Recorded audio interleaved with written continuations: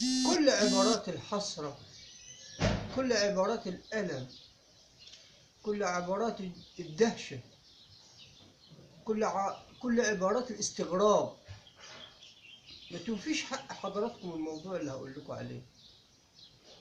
طفل عنده 5 سنين اسمه سعد من قرية شلبي أو أبو شلبي، مركز فجوس، محافظة الشرقية. أمه قتلته. ده مش قتلته بس، ده قطعت دماغه وطبختها. أنا آسف وبعتذر عن هذا الكلام، لكن ده اللي حصل يا إخوانا. أنا لما سمعت الخبر ما كنتش مصدق، وبعد ما دورت كتير تأكدت من الخبر. سعد اللي عنده 5 سنين، اللي ما شافش سعد في حياته، أمه ذبحته وقطعت راسه وطبختها.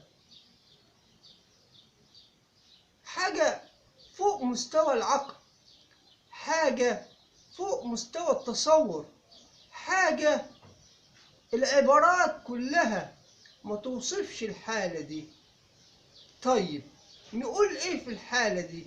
هل الست شيطانة؟ هل أمه مجرمة؟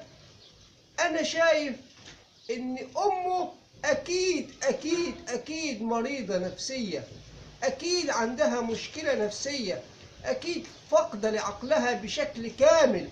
هذا مؤكد، لأن هذا التصرف لا يصدر عن إنسان عنده شبه عقل أو شبه إدراك. أكيد الأم دي فاقدة كل شيء في عقلها، أكيد الأم دي لا تدرك ماذا تفعله. ودي يا اخوانا خطورة المرض النفسي اللي الناس بتستهتر بيه.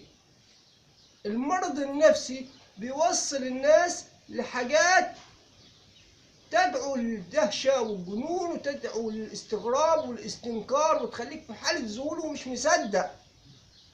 اللي حصل ده أمر غريب جدا، لكن الأغرب خطورة المرض النفسي. خطورة المرض النفسي اللي يوصل أم تقتل طفل وتقطع دماغه وتحطها في حلة وتطبخها وتاكل كما سمعنا أجزاء من جسمه. مش هقدر أتكلم أكتر من كده. خطورة المرض النفسي وشبح الفقر يقضي على كل شيء.